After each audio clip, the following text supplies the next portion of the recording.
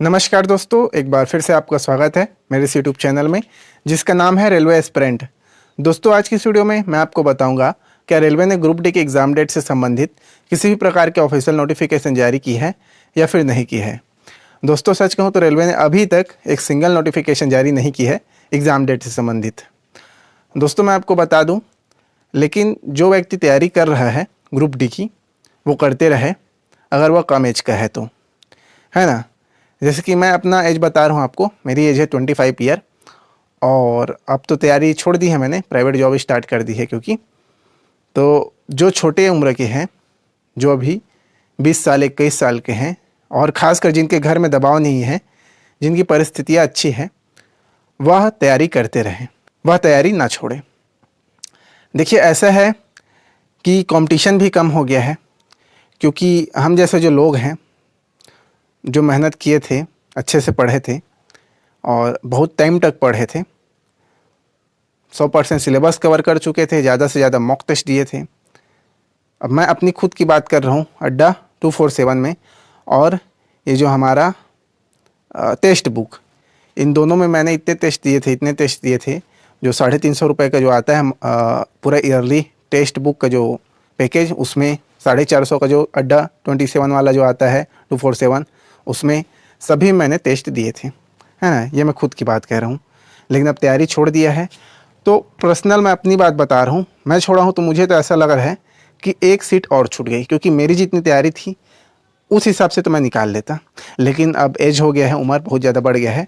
Actually जब 2019 में निकला था जब ग्रुप डी का फॉर्म, उस वक्त मेरी उम्र थी 23 साल। उस समय मैं पोस्ट ग्रेजुएट हुआ था, मैथ्स में एमएससी कंप्लीट की थी मैंने।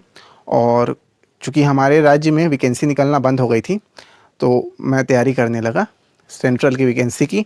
और जब स्टार्ट किया तो उसी समय चुनाव था 2019 में, तो उस समय निकला ग्रुप डी के वैकेंसी का नोटिफिकेशन और एनटीपीसी के, है ना। एनटीपीसी थोड़ा सा पहले निकला था, उसके बाद ग्रुप डी का निकला था, तो दोनों का भर दिया था मैं। और ग्रुप डी 2018 भी मैंने भरा था, 18 में पीटी में फेल हुआ था। इसी कारण थोड़ा और ध्यान था मेरा रेलवे के ऊपर और एसएससी बैंक के ऊपर ध्यान नहीं दिया, क्योंकि इस बार लगा जब पीटी नहीं निकला है तो इस बार थोड़ा सा मेहनत करके पीटी निकाल लूँगा। बट हुआ ऐसा कि एग्ज़ाम डेट अभी आया नहीं है। तो मैं साफ साफ आपको ये बताना चाह रहा हूँ कि कंपटीशन कम हो गया है।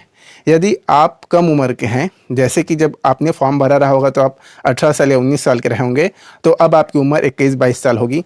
और साथ ही साथ यदि आपके घर की परिस्थिति अच्छी होगी तो आप तैयारी ना छोड़ें, क्योंकि कंपटीशन बहुत ज़्यादा कम हो रहा है, बहुत ज़्यादा। हम जैसे ऐसे कई छात्र हैं जो थक हार कर अब तैयारी करना छोड़ दिए हैं। कौन इतना इंतज़ार करेगा, 2.5 साल इंतज़ार किया। और सच कहूँ तो एक बार और मैं हार मान चुका हूँ। मैंने पिछले वीडियो में आपको बताया था, जब 8-9 महीने हुआ ग्रुप डी का एग्ज़ाम नहीं हो रहा था और एनटीपीसी का एग्ज़ाम नहीं हो रहा था, तो मैं चला गया था जॉब करने प्राइवेट। अब फिर बहुत इंतज़ार किया, एनटीपीसी का जो एग्ज़ाम दिलाया था उसमें तो मेरा अच्छा बना नहीं है, आंसर की से पता चल गया मुझे। तो अब मैं सोचा कि छोड़ो, अब रहने दो, बहुत कर लिया तैयारी। अब परिस्थिति भी सही नहीं है घर की, घर वर बनवाना भी है और कब तक तैयारी करेंगे। बट सच कहूँ मैं तो धोखा दिया है, सरकार ने धोखा दिया है। ऐसा धोखा कोई नहीं देता जैसा धोखा सरकार ने दिया हमें, है ना।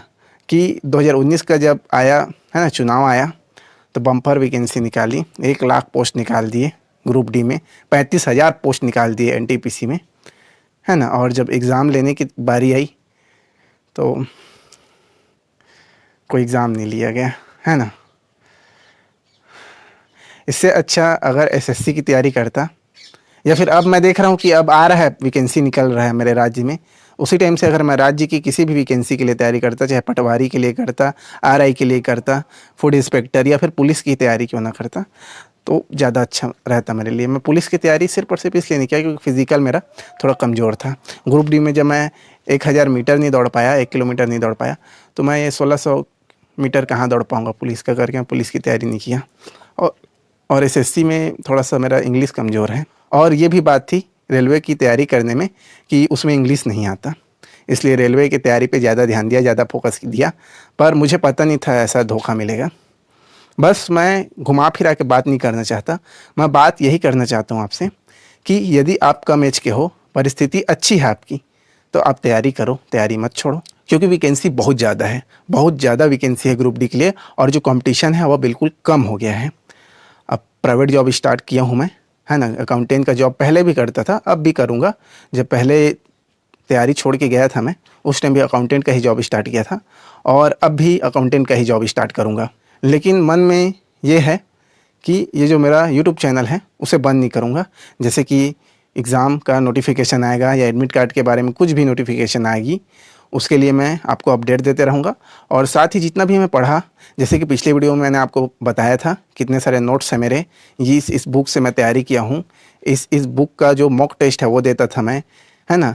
ये सब के बारे में आपको बताऊँगा, सबकी PDF बनाऊँगा और PDF बना के अपलोड करूँगा। तो मेरा साथ दीजिए दोस्तों, कम से कम आप धोखा मत दीजिए, सरकार ने दिया है ना। और मैं चाहता हूँ कि ये जो नया सफ़र है मेरा यूट्यूब में, उसमें आप भी मेरा साथ दो और मुझे मंजिल प्राप्त करवाओ। मैं भी आपका पूरी तरह का साथ दूंगा। अपने जितने नोट्स हैं सभी का PDF बनाकर अपलोड करूंगा और जो भी आपके डाउट होंगे सब मैं आपको बताऊंगा। साथ ही साथ जैसे ही नोटिफिकेशन आएगी तुरंत मैं आपको इत्तला कर दूंगा। जय हिंद, जय भारत।